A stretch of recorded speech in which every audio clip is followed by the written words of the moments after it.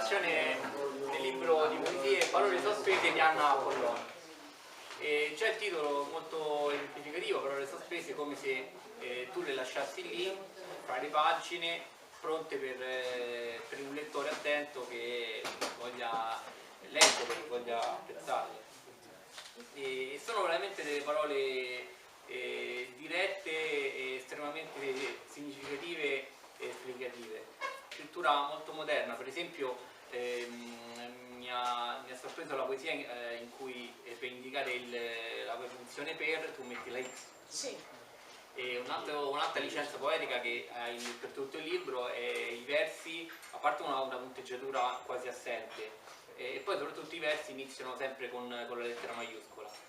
Come mai queste piccole, ecco, queste licenze poetiche? Cioè, pensi che sia più importante diciamo, il modo in cui si esprime il poeta piuttosto che ecco, la forma?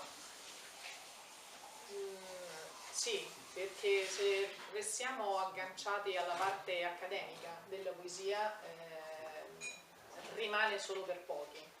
Per farla arrivare un pochino di più in maniera diretta ai ragazzi, ai giovani che vivono questa esperienza anche con le scuole, con i ragazzi, se siamo noi a spostarci verso la loro modalità di scrivere, che è più, basta vedere i messaggi, no? Devi scrivere comunque CMQ.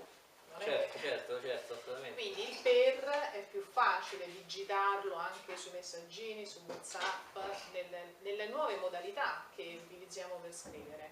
E quindi perché no influenzare e contaminare? Siccome credo molto nella contaminazione delle arti, nelle varie esperienze e anche a livello sociologico hanno una loro valenza non indifferente. La camicia nasce, mi trovo a cena con un amico e quel giorno indossava una camicia non fresca, ok?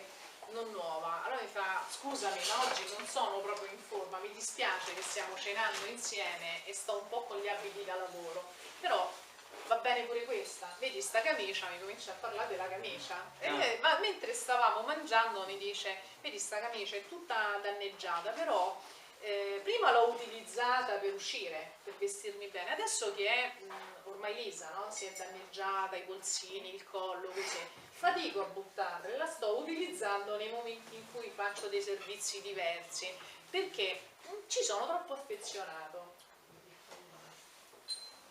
È un flash, me l'ha buttata lì così, dopo qualche giorno mi sono ritrovata a scrivere una poesia, delle 2 righe su questa camicia, sì, che secondo me meritava di essere fissato quel momento.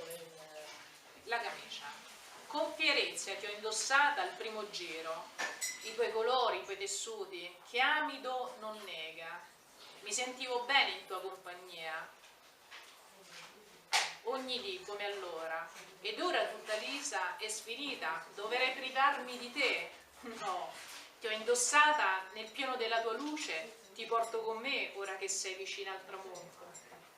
Questa è proprio una protopopea. Una protopopea.